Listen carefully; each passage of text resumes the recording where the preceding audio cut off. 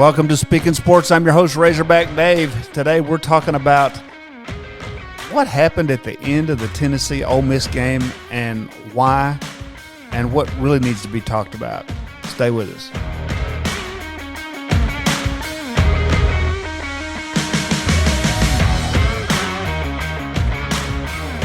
All right. Welcome my partner in crime, B-Ray, in from the Common Fan.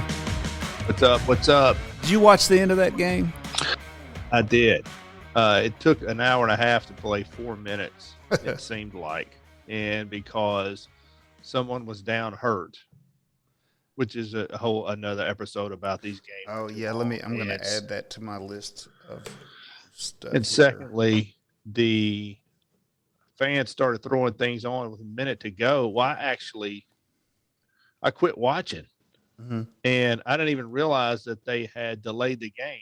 And then, it was kind of late at night, so I was getting ready for bed, and I saw on the crawl on ESPN that the game is still going on. So I flipped it back over there and saw the last minute 30 minutes later. Oh, my. So I think after the everybody started littering the field, they delayed the game, then had to finish it. Well, it looked like, to me, I went back and watched it a couple of days later. I heard about it, and it looked like that whole thing stemmed off. And I didn't see the whole game, so I don't know what happened with the refs through the whole thing. I just saw that last spot, and I saw them get reviewed out of the last spot for the line to gain. Right. That would have probably – I mean, they had just as good a chance as anybody to win that game if they get that first down right there, and they didn't get it.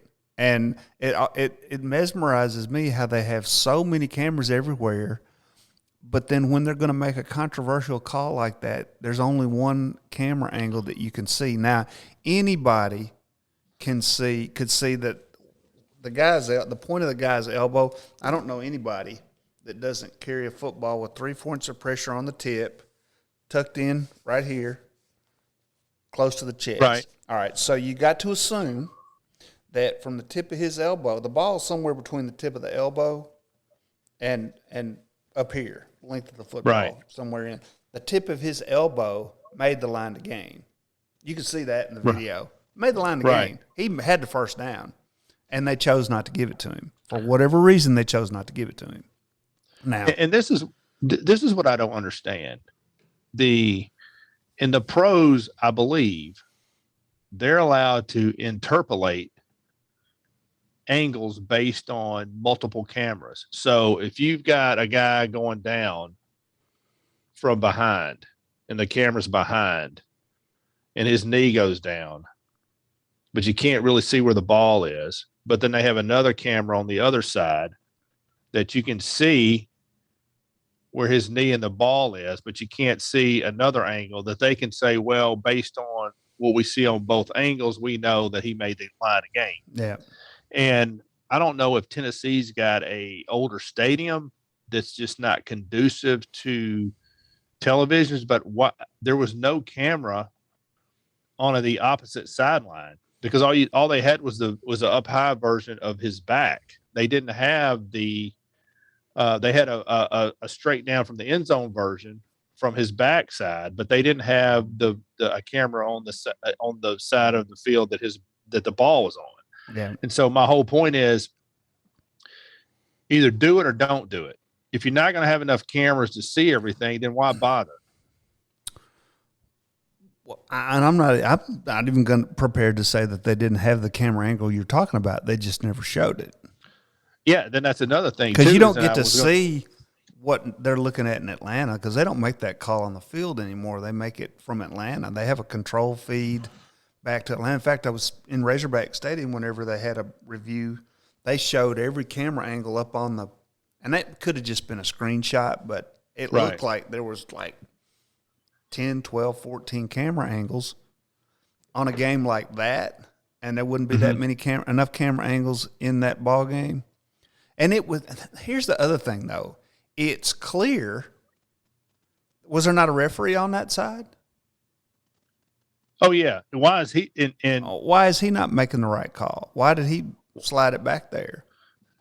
Dude, we've looked at, Dave, and you can Google this on YouTube. I know where you're headed. Alabama, Ole Miss, Alabama. Ole Miss Alabama game when Hugh Freeze was there. I can't remember what year it was, but you can Google ref moves the ball against Ole Miss Alabama, and he looks back at the stick and puts it a half yard short of the line of game where he's originally going to mark it. Yeah, that particular game, Alabama was highly ranked and struggling in that game to that point. They needed that first down to keep it close. And you don't think of something like that as affecting a ball game, but it does. Well, absolutely it does, because Ole Miss had to punt. That's right. They didn't keep the ball. They could have drove down, got a field goal. They may have fumbled the next play. We don't know. Yeah. But I think at the guy from the other field, and what I did notice is that he was running up the sideline.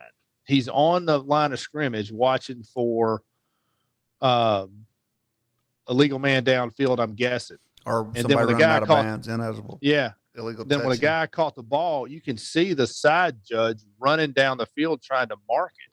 Well, he doesn't have a good angle. Yeah.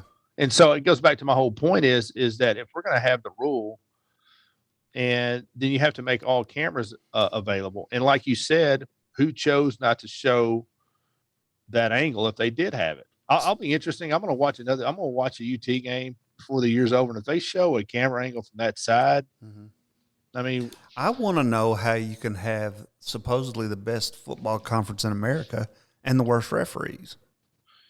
They by far the worst refereeing collectively in the country this year. It's not even close. Well, and I'm not going to say I can tell you categorically that I would have never thrown a golf ball at.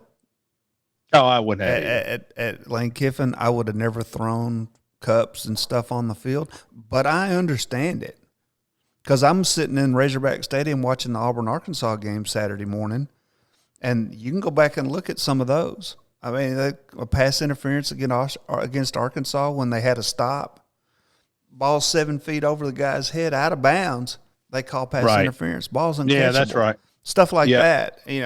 3 times going for it on fourth down and don't get it in a review every time. And I'm sitting there thinking, the only thing that's keeping me from going down there and beating the snot out of that referee is it's wrong and it's illegal. But stop and think about how many people there are in the world that those two categories aren't enough to stop them from doing whatever it is they got on their mind. And that's going to start to permeate its way into these college football games unless the SEC does something. Somebody's going to have to pay a price to get it back under control. I contend that maybe somebody from Tennessee or somebody from Arkansas goes and pays the fine. I don't know what the fine is for criticizing the referees, but I'd pay it. I'd go to my booster and say, look, we got to do something. Will you finance it? And they were going to say, yeah, we'll do it. And I would be out forefront saying that was it is clear they are doing something to us or for them.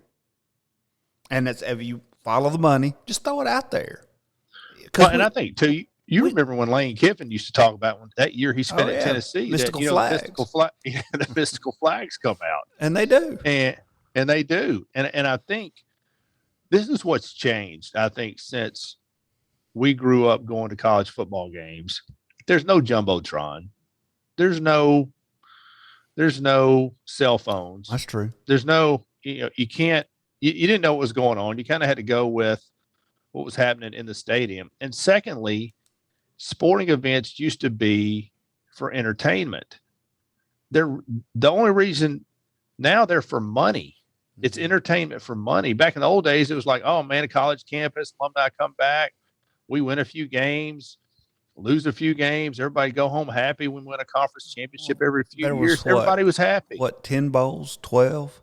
14 bowl games 12. at the most. I think 12. Yeah, the top 25 made the bowls. Most of them were the last week of the year and to New Year's Day, and then that was it. That was it. And would you get maybe 1 or 2 games on TV a week? Remember, it used to just be the college football game of the week. Now they're all on.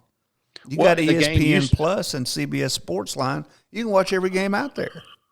Well, and that the university used to dictate the kickoff or the conference, And now the TV dictates. TV does. Arkansas is playing their 4th game in a row at 11 a.m. this week. Yeah, and now they're playing because of TV division. Yeah, well, they're playing the 1AA team. Well, they could have had it Saturday night and shown it on the SEC alternate network. That's Well, my whole thing is, why can't they play it when they want to? I don't 2 o'clock, know why they don't. then I would everybody say, can. look, we've got a plumbing malfunction at War Memorial Stadium. We're not going to be able to kick off till 3 o'clock. Yeah, Sorry, and I and I think the beauty circumstances of beyond our control. is that you could drive to the game. You could get up Saturday morning, drive to the game, and then when the game's over, go home and get home in a decent hour. I mean, you Mm-hmm. think about that Tennessee game was over at 12:15 to 12:30 local time, Eastern time in Knoxville. It's too late. If you live in Nashville and drive home, you're not getting home till 4 in the morning. You know, they forced you into, all right, now I have to spend more money to get a hotel room. Uh, they forced you into making a donation to buy a season ticket. If you know, depending on how much you give, depends on what level of tickets you can buy. You know, if you don't give a lot of money, then you can't get a sideline seat. You got to give an X amount to get that seat. And so there's a premium on the ticket prices now. And by the time you pay, you know, you take your son or even your whole family or whatever, and you go to the game, you're looking at $1,000 weekend for two people to go to a college football game. And that's not even counting what you paid for the right to buy the ticket or how much you have to donate to the clubs. And I think people are just like, you know what, it's not worth it anymore. And it's easier to get angry now. And the reality is that we live in a culture where nobody cares, you know, what you think. Everybody just gets pissed or gets mad and starts arguing about But it. don't you think so? And I was throwing these conspiracy theories out there years ago and getting poo pooed even by you at the time, you know, and it seems like they have decided that the people that actually go to the games, the fanatics, are not worth the amount of people that are watching the game. And Oh no. I contend though that once the guys like me decide it's not worth the money to spend all that money, drive all that way, and get cheated, I'm gonna quit going, and eventually I'm gonna quit watching. Right. And No, I they agree. think, and they got a really good dose last year of what their popularity looks like without fans in the stands. Fans in the stands make it the spectacle that it is. And the TV networks have taken those fans for granted. And I just think at some point they're going to snap. I mean, there's a reason they have fences and cages around the European soccer fields, Absolutely. because they will come out on the field and kill you. Yeah, that's right. If you screw them out of a game, they're going to come get you. We just not That's quite right. got that far here, but we're pushing that envelope. I suspect now they've made it more and more cost prohibitive, like you're talking about, and you have to figure the people that can afford to go do it on a regular basis are the kind of people that are like me that will sit there and go, well, it's wrong, probably shouldn't be doing it, and even if they all flooded the field, I still probably wouldn't go. But you better not put me Right. on their jury because they're going to get acquitted. Right.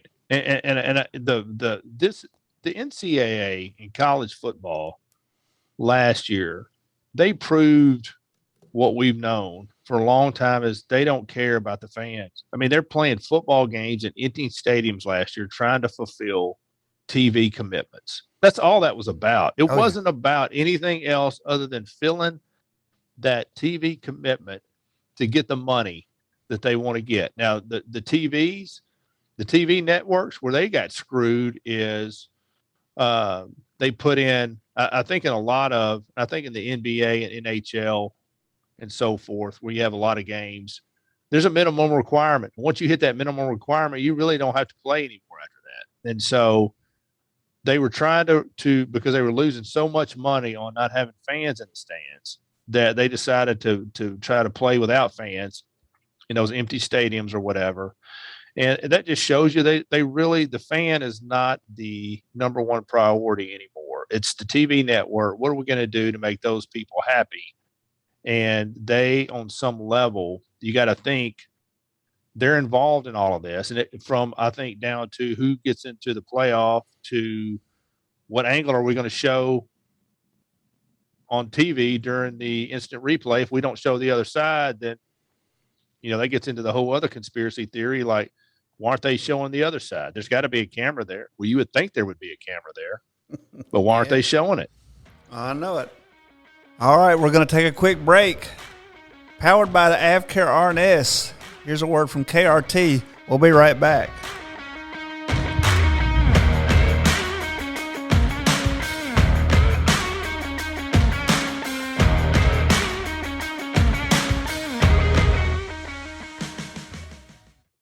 All right, everyone from athletes to weekend warriors sometimes catch a cramp when they're competing or working out. When you need relief fast, you want to reach for KRT Relief Cream. Just rub a little where it hurts, and KRT's patented technology works quickly to calm the nerves that are causing the cramps. KRT comes in cream or gel and works great for everyone. So go to krtrelief.com and enter promo code SNS20. That's SNS20 to receive 20% off your first KRT order. That's www.krtrelief.com.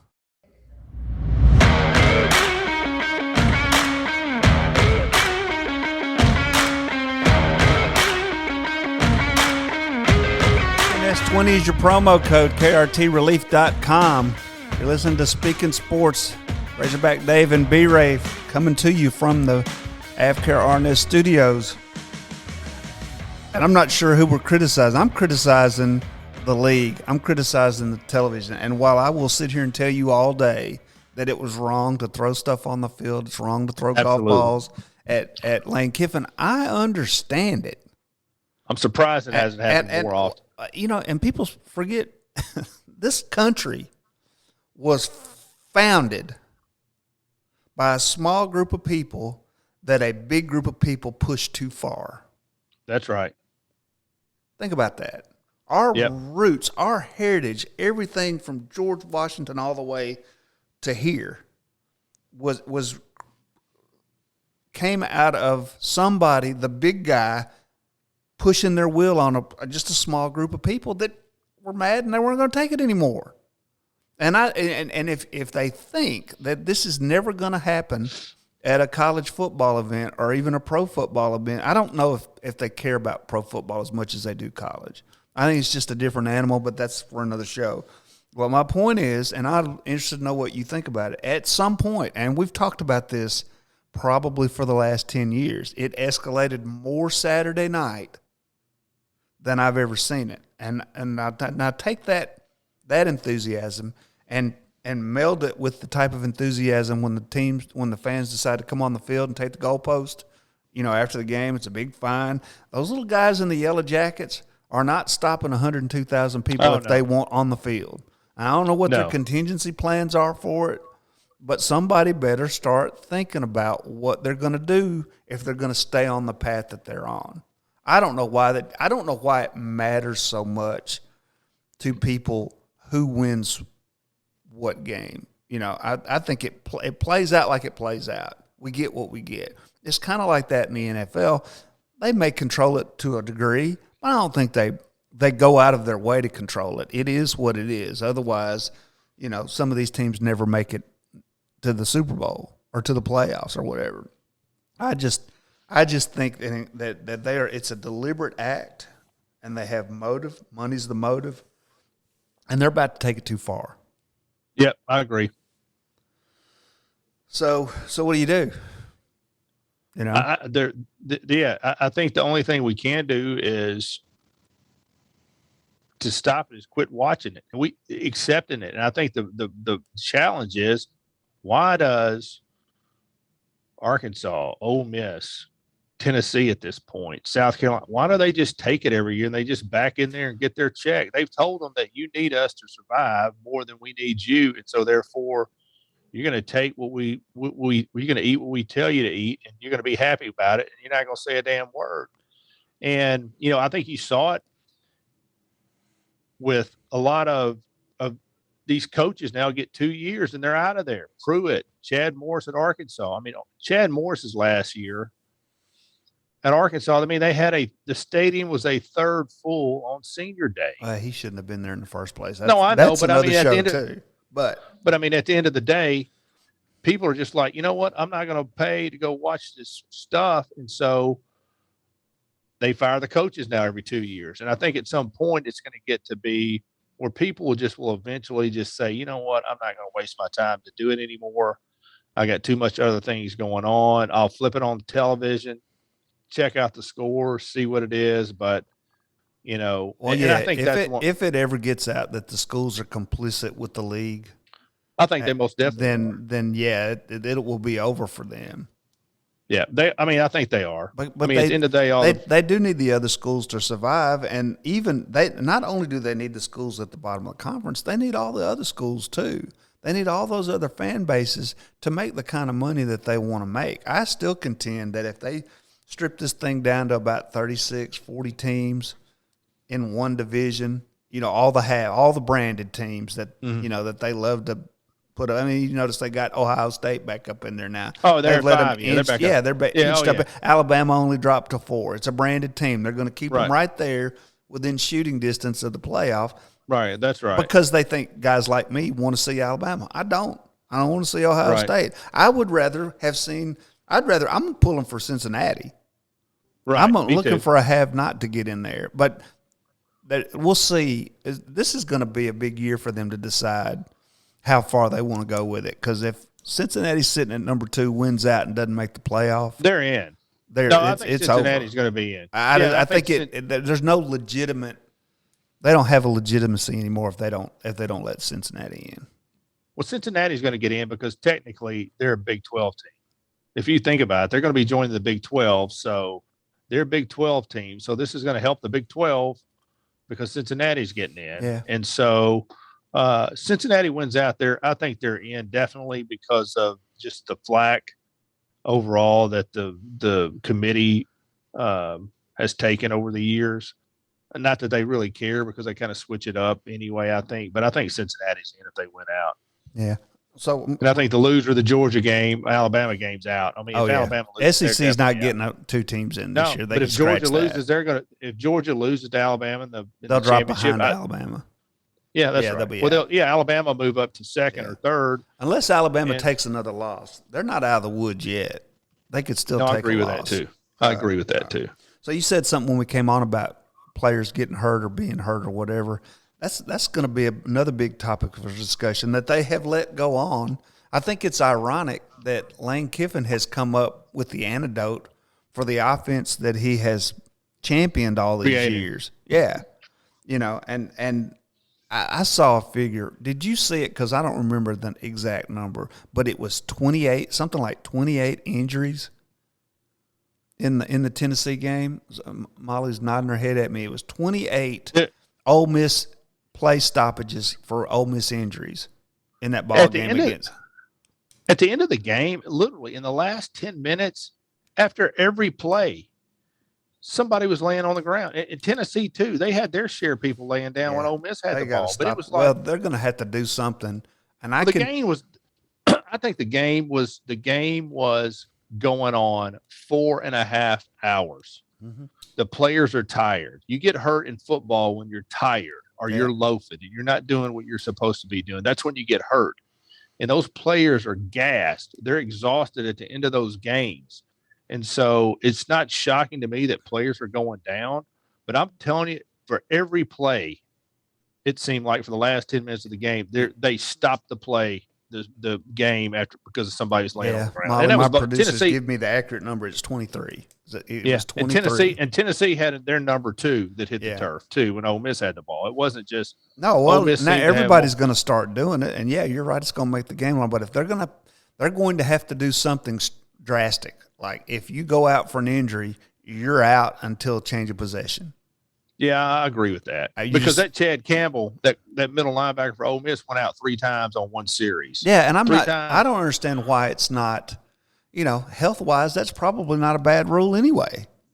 Right. Regardless. Yeah, if you're hurt, then you probably need to set out a series. Yeah. I'm hitting that. So let's see, real quick, I want to move. I got 2 more topics I want to hit with you real quick. Hugh Freeze to LSU. Nobody said it out loud. I think LSU is going to hire a minority coach. I think they're either going to try to get Mel Tucker at Michigan State because the last guy they hired from Michigan State worked out really well.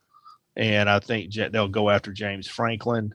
And I also think either Mel Tucker or James Franklin, one of those two, could possibly end up at USC. But look for I think Hugh Freeze. Now, if both of those guys were to turn it down, then I think you get into uh, that Hugh Freeze group. Maybe even somebody had mentioned to me Malzahn, this maybe. morning. Where's Malzahn Yeah, now? Central Florida. They're not having a good year. Does Lane Kiffin? Is he the Tommy Tuberville of the 2020s? Switching, be on his third certainly SEC school. Could be, yeah. Yeah, and Tuberville left Ole Miss too, but yeah, it's going to be interesting to see if Hughes can shake something out of this. The guy at Louisiana, Billy Napier, is always he's high on everybody's list, and the rumor in Sunbelt circles is that he's been waiting on this LSU job to open up. That's why he wasn't interested in Mississippi State or some of the other jobs that came up last year. So I think Hughes is going to be in the mix, and I mean, there's a lot worse people with worse reputations out there than Hugh Freeze coaching ball. Yeah, I'm like, if you're only going to give you 2 years, go in. My price is going to go up if you're only going to guarantee me 2 years. And I was a little shocked that O's walking out of there with 17 mil. But I was shocked that Jim Tressel never got another shot after I was too. He left Ohio State. I thought he would have been a good fit for Arkansas when we were looking. Instead of Brett Bielema, I would have taken Tressel over Bielema. And certainly would have taken him over. I would have taken you over Chad Morris. And I think Tennessee should have looked at him one of those years that they were switching coaches around. Since they've had so many in the last 11 years, that they should have taken a look at him. But I don't know. It's going to be interesting to see if Hugh can wrangle something out of this. I know you're not watching a whole lot of pro football, but only one undefeated team left in the NFL. That is the 6-0 Arizona Cardinals. Unbelievable. Yeah, crazy. Closest to them at 5-1 is the Baltimore Ravens. Cowboys. The Dallas Cowboys are 5-1. The Tampa Bay Buccaneers are 5-1. Everybody else is 4-2 or less, but 4-2 is good enough to lead the AFC South for the Titans, the AFC West for the Chargers, and that's it. All the NFC teams are division leaders are 6-0 and 5-0. And what about that win? I tell you what, it's been a really long time since I watched a whole Titans game for that matter. Usually I'm throwing my flag out the window about halftime or turning it off and watching a Hallmark movie or whatever. And then I hardly ever watch the Monday Night Football anymore just because the announcers are trash. But Monday night was an excellent football game. If you got to see any of it, it was back and forth. It was two highly talented teams, Titans at home, back and forth. And, I know you and I didn't talk about this, and I know you didn't watch it, but the first two times Buffalo kicked the ball to Tennessee, they tried the throwback pass like the old Music City Miracle, and jacked it up one, and then the second one was a legal forward pass. I mean, by like 3 yards. I lost my audio. What, did you hit a button? Yeah, that was awesome. Yeah, I saw that about they had tried the backwards pass. That went was awesome. For the Music City Miracle again, which would have been hilarious if they could have pulled it off. Right, but, just that last play, though, it had gone back and forth, and I don't know how we ever stopped Josh Allen. That kid, when he throws a football, good. It's like it's on a rope. Regardless of the throw, regardless of the distance, regardless of the ankle, it goes right there, just zoom. And there's only a handful of guys in the NFL, or even any, Ryan Mallett could throw a pass like that. It would sail like that. And, to be fair, I'm not a big Tannehill fan, but Tannehill's passes Monday night had that look to it too. But how they kept him out of the end zone, they had run a quarterback sneak earlier in the game, and Jeffrey Simmons anticipated them running the same gap, and he just threw his guy off and planted himself in that gap. And when Josh Allen hit him with his helmet, he wasn't moving Jeffrey Simmons, so his feet came out from under. He just fell down, lost a yard. Yeah, and the Titans win the game, which I thought was excellent. I missed a lot of that game. I did see a little bit of it, but I did see the end of the Cowboy Patriot game last weekend, and Dak Prescott Dak Prescott looks great out there. Why do you think they underestimated him or undervalued him like they did? I don't know. I don't. Zach's got a good arm. I don't think you would say it's a great arm. And, and he was a Tebow like quarterback at Mississippi State where, they did a lot of running and a lot of RPO. Mm-hmm. But I think what Dak has showed us is that even though you're a run pass option guy, kind of like Cam Newton was, kind of like the guy at Arkansas is, where they're big, strong men that can, take a little hitting. But it just shows you, I think Dak has showed them that, hey, if you be patient, they can come around to what you want them to do in the NFL. And I think he's emerged at that. I mean, that touchdown pass he threw to win the game, that was phenomenal. I mean, there's not a lot of guys that can create space like he did, keep his eyes down the field, and hit that guy just in stride. And it seems like to me that the NFL overall is healthier when the Dallas Cowboys are good. Absolutely, of course. I don't know why that is, but I think that's the Yankees in baseball. Yeah, like the Yankees in baseball, and they try to do that in football. But I just don't think it's a different fan base. It's a different culture. It's just a different thing. But yeah, in the NFL, when the Dallas Cowboys are good, it's a healthy thing. Yeah. All right, man. Lakers are good in the NBA. The Lakers are good. It's NBA's. It's all good. Well, that's going to do it for this week, B-Ray. Thank you for dropping in. I know you got a hard stop here coming up. Thank you for joining me. That's going to do it for Speak in Sports. We'll be back next week. See you then.